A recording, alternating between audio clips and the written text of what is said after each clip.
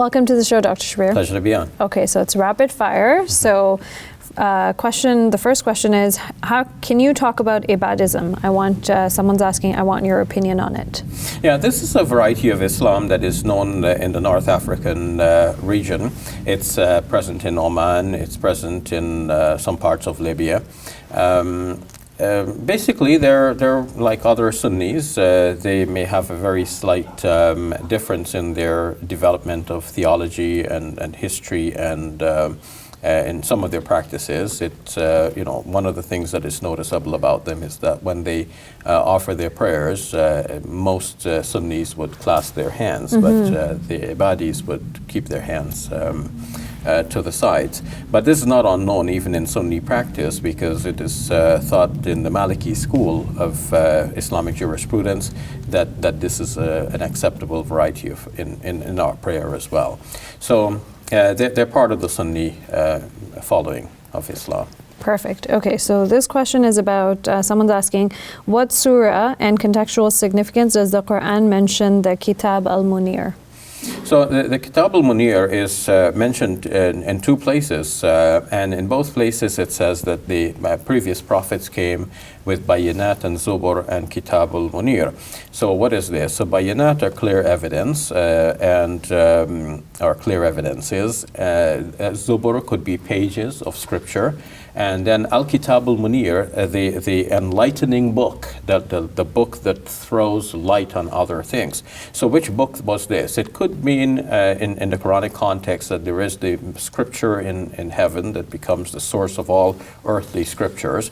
So sometimes in a general way it is said that the prophet comes with the scripture, meaning that what he's teaching is a subset of what is there in the heavenly preserved tablet of Holy Scriptures. And then by extension the Quran says that some people who are arguing against the messages of the prophets have no real basis to stand on. They do not even have a Kitab al-Munir. They do not have an enlightening book. Okay, the next question is, someone's asking, what do they do in a situation where they're not financially stable? They feel like they're financially stable, but the partners that they're seeking out think that they're not financially stable to support a spouse. Well, some compromise obviously has to be reached here between the two prospective parties wanting to get married.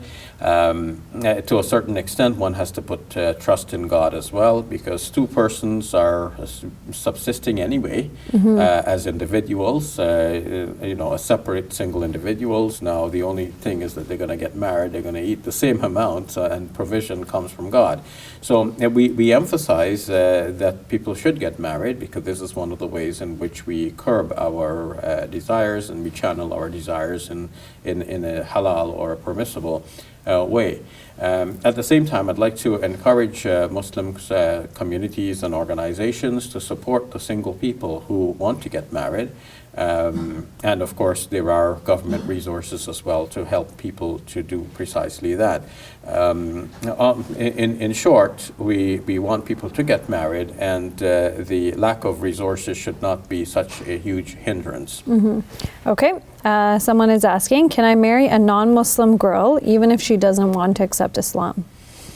For a Muslim man to marry a woman of the people of the book, as the Quran uses that term, this is known in classical Islamic jurisprudence to be entirely acceptable. Some hesitate and think that the second Caliph Omar put a stop to that, but he did so due to certain circumstances that he noticed in his time.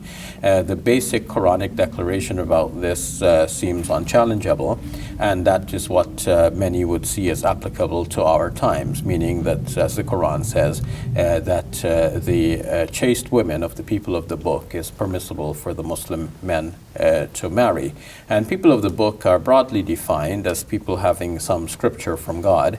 This most clearly applies to Jews and Christians who are followers of their Bibles. But Muslim scholars have extended that to other communities as well over time, as they encountered these communities and saw that these communities have religions which are based on some scriptural revelation that they believe to have come from God. Perfect. Okay. The next question is, my question was, do women shave their heads while performing Hajj? Usually not. It is recommended for men, by contrast, that they should either clip their hair short or clip it all over the head, or even better yet, to shave it entirely. But for women, it is recommended that they clip just a small bit. Some scholars say just one lock of hair, and to the extent of the first joint of one's finger. So, about an inch or less. Okay. A viewer is asking, can you explain the significance of verses 51:49 and 36:36? So these verses speak about God creating everything in pairs, and we see that at the very basis of all things, there is a kind of pairing. For example, there's a DNA double helix. It is a double helix, so there is a pair. Moreover, we can speak of a matter and antimatter. That itself is a sort of pair. And in the most obvious way, we notice pairs. There's male and female, and so on. Of course, at this level of simple observation, one can say that some things do not seem to have pairs. But at the very basis and root of all things, we see that there is some sort of pairing. And God knows best what He means by His revelations. We can only have some insight into this. Okay, and another question is, what is the concept of salvation in Judaism? As I understand it, Judaism, as far as the Torah is concerned, which is at the core of Judaism, is mainly concerned with God being pleased with you and giving you His benefits in this worldly life. Because the Torah itself does not speak about a life hereafter.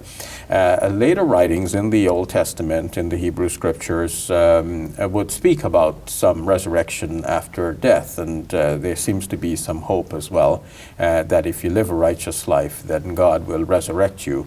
And so the bones of relatives were kept after the body had decomposed in ossuaries, with the expectation that eventually these very bones would be reconstituted by God, so that the human being is resurrected for the afterlife. But the idea of salvation for the afterlife, which is so prominent in Christianity and in Islam, does not seem to have received such a great emphasis in Judaism. So Shabir, the next question is from a viewer asking about Surah 6, verse 146, and they say, when it says, forbade them the fat of ox and the sheep, could you please explain it? So this is speaking about the people before us, the scripturalists, people of the book. God had given them certain prescriptions, and some prescriptions which were given for them do not apply to us. So the Quran shows us that each community can have a particular manhaj, a path to follow, and a sharia, a law. And it is within God's prerogative to give a specific law to the Muslim people. Some of the scripturalists were wondering, we have these things which are forbidden, how could it be permissible for the Muslims? Well, it's almost like Jesus, on whom be peace, saying, according to the Quran, that I've come to confirm that which was there before me of the Torah, but also to make permissible some of the things which were previously forbidden. The Quran adds something to this by saying that sometimes a prohibition entered in the previous scriptures because people were so adamant when God gave them a regulation, they wanted more, or they were kind of wrangling with the prescription, so God gave them even more tough laws than the initial prescriptions. And the lesson for Muslims in all of this is that if God tells us to do something, we just do of it as much as we can, but we don't wrangle with the regulation from God. We accept it, and we try our best to fulfill it. Perfect. Thank you very much, Dr. Shabir. You're welcome. Hey YouTube, we hope you benefited from this video. If you liked it, or if you didn't, let us know in the comments below. And if you're interested in learning more, check out some of our other videos. And don't forget to subscribe so you can get new videos every Monday, Wednesday, and Friday.